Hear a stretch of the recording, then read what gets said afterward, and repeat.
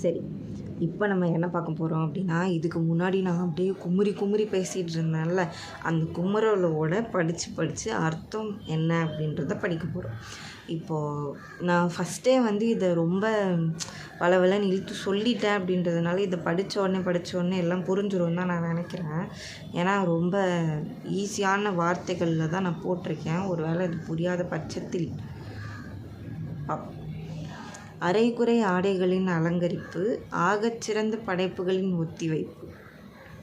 இது வந்து நம்ம முன்னாடி வீடியோவில் பார்த்தோம். அப்படி பார்க்காம இருந்து நீங்கள் இப்போ தான் இந்த வீடியோ பார்க்க வரீங்க அப்படின்னா நான் உங்களுக்காக சொல்கிறேன். இதில் வந்து எப்படி வேணால் இருந்து நான் வீடியோஸ் போஸ்ட் பண்ணுவேன். அதை வந்து எல்லோரும் பார்ப்பாங்க. அது மூலியமாக எனக்கு ஒரு ஃபேம் கிடைக்கிது. அந்த ஃபேம் மூலமாக எனக்கு ஏதோ ஒரு வாய்ப்பு கிடச்சி எனக்கு மணி வருது. We have to maintain some level of dignity. ஆகச்சிறந்த படைப்புகளின் ஒத்திவைப்புன்றதை நான் எது சொல்கிறேன் அப்படின்னா, சிலர் வந்து இப்போது எல்லாருக்குமே ஸ்போர்ட்ஸ் தெரியுமா அப்படின்னு கேட்டால் தெரியாது. எனக்குமே முக்கால்வாசி ஸ்போர்ட்ஸ் தெரியும். முக்கால்வாசி என்ன, எனக்கு 95% ஆஃப் ஸ்போர்ட்ஸ் தெரியாது. என்னோடய ஹஸ்பண்ட் கிரிக்கெட் பார்ப்பாங்க அண்ட் ஃபியூ அதர் ஸ்போர்ட்ஸ் பார்ப்பாங்க. அவங்க உட்காந்து பார்க்கும்போது எனக்கு வேறு வழியே இல்லாமல் தான் நான் பார்ப்பேன். ஏன்னா அது என்னோடய இன்ட்ரெஸ்ட் கிடையாது. என்னோடய இன்ட்ரெஸ்ட் வந்து அது வேறு சரியா, வேறு கண்டென்ட் க்ரியேஷன் இல்லை வேறு சில எந்த மாதிரியான புது வார்த்தைகள்லாம் எப்படி போட்டு கம்பைன் பண்ணி எழுதியிருக்காங்கன்றத அப்சர்வ் பண்ணுறது தான் என்னோடய இன்ட்ரெஸ்ட்டு சரியா. ஸோ அந்த மாதிரி எல்லாருக்குமே ஸ்போர்ட்ஸ் இன்ட்ரெஸ்ட் இருக்குமா? கிடையாது. ஆனால் அந்த ஸ்போர்ட்ஸ் பர்சனாலிட்டிஸ்லாம் இருக்காங்கல்ல, நமக்கு தெரிஞ்ச ஸ்போர்ட்ஸோட பர்சனாலிட்டிஸ்ன்னு பார்த்திங்கன்னா கிரிக்கெட், அவ்வளோதான். ஆனால் அதையும் தாண்டி இப்போது அந்த ஹைப்பாக இருக்கிறது வந்து செஸ்ஸு சரியா. இந்த ரெண்டுத்தை தவிர வேறு நிறைய ஆக்டிவிட்டீஸும் இருக்குது. ஆனால் அதில் வந்து இப்போ கொக்கோ இருக்குது, கபடி இருக்குது. இதிலெல்லாம் பிளேயர்ஸ் வந்து எங்கெங்கே போகிறாங்க, என்னென்ன ப்ளே பண்ணுறாங்க, ஆர்ச்சரி இருக்குது. ஸோ இதிலெல்லாம் இந்தியன் பிளேயர்ஸ் எல்லாம் யாராவது இருக்காங்களா, ஒரு இன்டர்நேஷ்னல் டீம் ஒன்று இருக்கா, எதுவுமே தெரியாது. No idea. லிட்டரலாக எனக்கு வந்து 0 சரியா. இப்போது மேபி ஒரு சில கிராக்தனமாக இருக்கவங்கள இன்டர்வியூ பண்ணி போடுறதுக்கு பதிலாக இந்த மாதிரி இருக்கக்கூடிய யாருமே நான் பார்த்த வரைக்கும் இல்லைன்னு தான் நான் நினைக்கிறேன். இந்த சில வந்து ஃபீமேல் ஓரியன்ட் சேனல்ஸ் எல்லாம் இருக்குது. அவங்களுமே வந்து ஒரு ஃபார்மேட் ஒன்று வச்சுருக்காங்க. சில ஃபார்மேட் ஆஃப் கொஸ்டின்ஸ் வச்சுருக்காங்க அண்ட் அதே மாதிரி சில செஷன்ஸ் வச்சுருக்காங்க. உங்கள் ஹேண்ட்பேக்கில் என்ன இருக்குது சொல்லுங்கள், நீங்கள் இந்த உலகத்துக்கு என்ன சொல்ல வரீங்க சொல்லுங்கள்.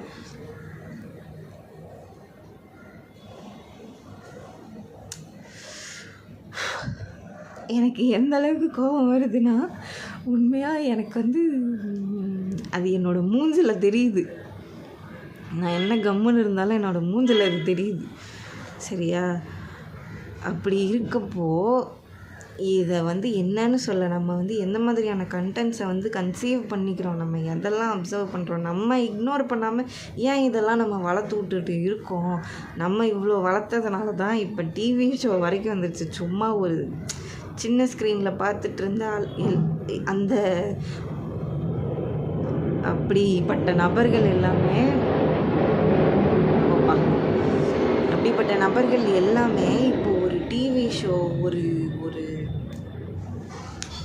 பிக் ஸ்க்ரீன் வரைக்கும் போகிறாங்கன்னா, இப்போது அந்த பிளாக் ஷீப்லேயுமே ஒருத்தர் அவர் என்ன ரமேஷ், அவரோட முன்னாடி பேர் என்னமோ ஒரு பட்டாசு பேர் வரும், எனக்கு டக்குன்னு ஸ்ட்ரைக் ஆகலை அவர் பேர். சரி, அவர் கூட என்ன பண்ணார், அவருமே ஒரு மாதிரி கிராக்பாட் தனமாக தான் ஏதோ பேசினார். அதுக்கும் அவருக்கு ஒரு மூவி சான்ஸ் கிடச்சிது, பெர்ஃபார்ம் பண்ணார். சரி, okay, thank God he performed, ஓகேவா. அது பெருசாக அவருக்கு ஒரு 10 நிமிஷம் ஸ்பேஸ் இல்லைனாலுமே அவருக்கு கொடுத்த இடத்துல சம்ஹவ் ஹி மேட் எஃபர்ட். அது இல்லைன்னு சொல்ல முடியாது. ஆனால் அதே மாதிரி எல்லாரும் இருப்பாங்களா? ஜென்யூவனாக ஒரு ஒரு கூத்துப்பட்டறை போய் கற்றுக்கிட்டு, இல்லை ஒரு சினிமா ஸ்கூல் போய் கற்றுக்கிட்டு இருக்கவங்க எத்தனை பேருக்கு சான்ஸ் கிடைக்காம இருக்குது? இப்படி சும்மா பிளாப்லான்னு கற்றுக்கிட்டு இருக்க ஒரு மனுஷனுக்கு போய் ஒரு அந்த சான்ஸ் அப்படியே தூக்கி கொடுக்குறீங்களே, இது நியாயமா? அப்படின்றது தான் என்னோட ஒரு பெரிய பெரிய கன்சர்ன். ஓகேவா? அதுதான் இங்கே நான் சொல்ல வந்திருக்க ஒரு விஷயம். அர்த்தமில்லா பேச்சுகளின் பரபரப்பு, பாராட்டுக்கள் தேடி நிற்கும் சில படைப்புகள், ஆல் 4 சென்டென்சஸ், இது எல்லாத்துக்குமே ஒரே அர்த்தம்தான். நம்ம எல்லாருமே எது வேணும் வேணான்றதில் கிளியராக இருந்துட்டோம் அப்படின்னா, அந்த லூஸ்தனமாக பண்ணுறவங்க சரி நம்ம இது பண்ணால் பார்க்க மாட்டாங்க போல், பிடிக்காது போல், நம்ம ஒரு ப்ராப்பர் கண்டென்ட்டாக ஒழுக்கமாக பண்ணால் தான் பார்ப்பாங்க, இல்லைனா பார்க்க மாட்டாங்க அப்படின்றத அவங்க புரிஞ்சுக்கிட்டு அவங்க அப்படியே காணாமல் போயிடுவாங்கன்றதை விட ஒழுங்கான முறையில் ஒழுக்கமான கண்டென்ட்ஸ் கொடுக்கறதுக்கு வந்துடுவாங்க. சரியா? இதில் யார் தான் எதை தான் விரும்புகிறாரோ, கிண்டலும் கேளிக்கை மட்டும்தானோ அப்படின்றது. நமக்கு என்ன தான் பிடிக்குது, ஒருத்தங்களை அப்ரிஷியேட் பண்ணுறதுக்கு நமக்கு மனசு இல்லையா, இல்லை ஒருத்தங்களோட வளர்ச்சி நமக்கு பிடிக்கிறது இல்லையா, நமக்கு பிடிச்சவங்க வளர்ந்தால் மட்டும் போதும்னு நினைக்கிறோமா, இல்லை இது என்ன மாதிரியான மைண்ட் செட்டுன்றது என்னால் அண்டர்ஸ்டாண்டே பண்ணிக்க முடியல. ஏன்னா ஒரு பாயிண்ட் ஆஃப் டைமில் நானுமே அந்த மாதிரி தான் பார்த்துருக்கேன். பாரேன் எவ்வளோ லூஸாலாம் இருக்காங்க பாரேன் அப்படின்ட்டு. அது நாளாக என்னை பயங்கரமாக இரிட்டேட் பண்ண ஆரம்பித்ததுக்கப்புறமா தான் எனக்கு புரியவே செய்யுது. இதை என்னோட மென்டல் பீஸை கிவ் அப் பண்ணி நான் ஏன் இதை பார்த்து நான் ரேஜ் ஆகி நான் இவங்களை ஒரு 2 திட்டி நான் இப்போ ஃபோனை பார்த்து பேசுகிறேன்னு வச்சுக்கோங்க, சும்மா இதெல்லாம் ஒரு வேலைன்னு பண்ணுறாங்க பாரு. ஆனால் அவ்வளோ ஒரு கெட்ட கமெண்ட்ஸ், அதுவுமே அவங்கள பொறுத்த வரைக்கும் என்கேஜ்மெண்ட்டு தான். அவங்களோட பேஜுக்கு எந்த அளவுக்கு என்கேஜ்மெண்ட் கிடைக்குது, அதுக்கு ஏற்ற மாதிரியான ப்ரொமோஷ்னல் கண்டென்ட்ஸ் கிடைக்கும். In either way they are doing good. And இன்னொரு ஒரு முக்கியமான விஷயம், இப்போ இது பேசினது எல்லாமே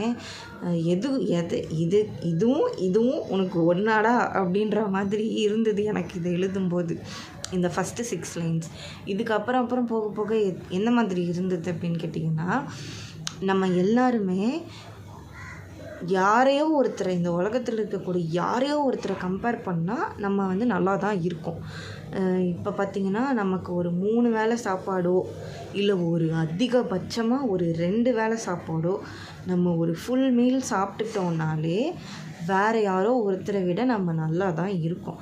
ஒரு ஷெல்டர் கிடச்சதுனாலோ, ஒரு நல்ல ஃபுட்டு, நல்ல தண்ணி, இதெல்லாம் கிடச்சி நம்ம டெய்லி கண்ணு முழித்து நம்மளோட அன்றாட வேலைகளை நம்மளே பார்த்துக்கக்கூடிய ஒரு ஸ்ட்ரென்த்து, ஒரு வில் நமக்கு இருக்குது. வாஷிங் மிஷின் நிற்க போகுது ஆல்மோஸ்ட். சரி, அந்த மாதிரியான ஒரு ஸ்ட்ரென்த்து நமக்கு இருக்குதுன்றதே நமக்கு ஒரு பெரிய விஷயம்தான். ஆனால் அதில் எந்த அளவுக்கு குறை சொல்ல முடியுமோ நம்மளால். ஏன்னா இதெல்லாமே எனக்கு நான் ஃபேஸ் பண்ணிக்கிட்டது தான் நான் சொல்கிறேன்.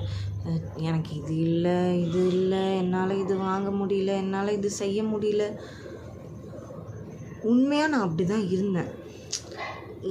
என் கண் எதிர வேறு யாரோ ஒருத்தரால் அதை அஃபோர்ட் பண்ண முடியுதுங்கும்போது, என்னால் அதை அஃபோர்ட் பண்ண முடியலன்னு ஒரு சுச்சுவேஷன் வரும்போது, நமக்கு அது கிடைக்கவே இல்லை, நம்மளால் அது முடியல, நான் அதை ட்ரையே பண்ணாமல் நான் அதை பேசுகிறதுக்கும், நான் அதை ட்ரை பண்ணி தோற்று போய் திருப்பி ஏஞ்சி அதுக்கான ஒர்க்கை பார்க்க போகிறதுக்கும் எந்தளவுக்கு ஒரு டிஃப்ரென்ஸ் இருக்குது இல்லையா?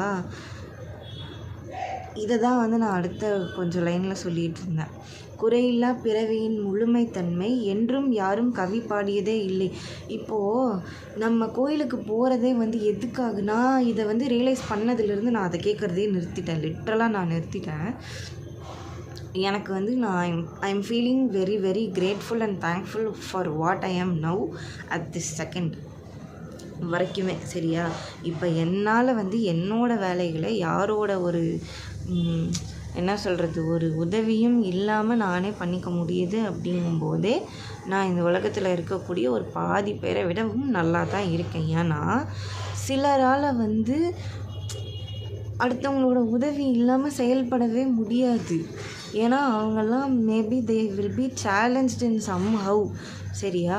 அந்த மாதிரி இருக்கும்போது என்ன நானே செரிஷ் பண்ணிக்கல அப்படின்றது தான் என் மேலே இருக்கக்கூடிய என்னோட ஒரு மிகப்பெரிய கோபமாகவே இருந்தது. அப்போது நான் வந்து கோயிலுக்கு போகிறேன் அப்படின்னா எனக்கு வந்து இது இல்லை அது எனக்கு கஷ்டமாக இருக்குது, இது வருது போகுது வா, இப்படி தான் நான் வந்து கடவுள்கிட்ட வேண்டுறனே தவிர்த்து, சரி நான் வந்து இதெல்லாம் பண்ணதுனால எனக்கு இதெல்லாம் கிடச்சிது, இதோட ஸ்ட்ரென்த்து கொடுத்ததுக்கு ரொம்ப நன்றி அப்படின்ட்டு நான் ஒரு நாள் சொல்லியிருக்கேனா அப்படின்னு கேட்டால் நான் சொல்லலை.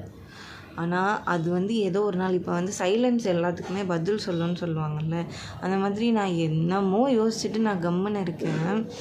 அப்போ வந்து இதெல்லாம் அப்படியே மண்டைக்குள்ளே ஓடிக்கிட்டே இருக்குது, ரொம்ப அப்படியே டிஸ்டர்பன்ஸாக இருக்குது. சரியா? அந்த மாதிரி இருக்கும்போது அப்போ யோசிக்கிறேன், அந்த டைமில் நான் இதெல்லாம் யோசிக்கிறேன், நம்ம இப்போ கம்ப்ளைண்ட் மட்டும்தானே பண்ணுறோம், அப்போ நமக்கு கிடைச்ச விஷயங்களுக்காக நம்ம ஏன் அதை வந்து ஓகே தேங்க்யூ அப்படின்னு சொன்னதே கிடையாது. இப்போ மனுஷன் டு மனுஷன் தேங்க்யூ சொல்கிறது வேறு, ஒரு டெஸ்டினி நமக்கு கொடுக்குது ஏதோ ஒரு விஷயம். இப்போ அது நல்லதாக கொடுக்குதோ கெட்டதாக கொடுக்குறதுல கெட்டது எதுவுமே இருக்காது. மேபி அதை நம்ம ஹேண்டில் பண்ண தெரியாமல் அது கெட்டதாக போய் கூட முடிஞ்சிடலாம். Second time bell which is true. சரியா?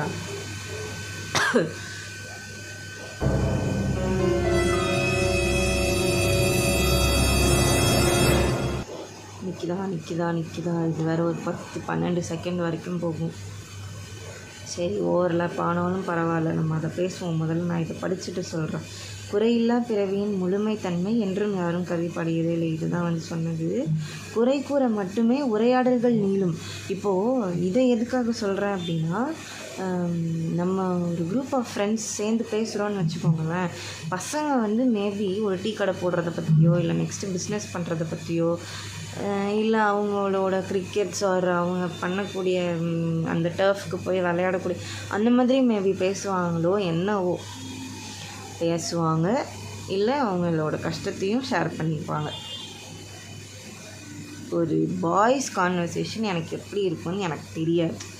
ஆனால் ஒரு குரூப் ஆஃப் கேர்ள் ஃப்ரெண்ட்ஸோட கான்வர்சேஷன் ஒரு ஏஜுக்கு அப்புறம் எப்படி ஆகிடும்னா, என்னோடய கஷ்டம் இதெல்லாம் என்னென்ன மாதிரி இருக்குது தெரியுமா? சிலர் இதெல்லாம் பார்க்கும்போது நம்ம இப்போது பாரேன், இப்போ நமக்கு அதெல்லாம் இருந்திருந்தால் என்னால் எந்த அளவுக்கு அதை ஹேண்டில் பண்ணி எடுத்துகிட்டு போயிருந்துருக்க முடியும். அந்த இடத்துல இருந்திருந்தால் உண்மையிலே நான் ஏதாவது பண்ணிட்டு ஏதாவது ஆயிருந்திருப்போம் போல். ஸோ அதெல்லாம் யோசித்து நான் வந்து ஒரு மாதிரி காம் ஆகிக்கிறேன். ஓகே, அந்த சுச்சுவேஷன் நமக்கு வரல, இது இன்னும் நிற்கலை, வெயிட் பண்ணுவோம். ஓரில் பார்க்குதான் என்னென்னு வேறு தெரில. இவன் நிற்க மாட்டான்.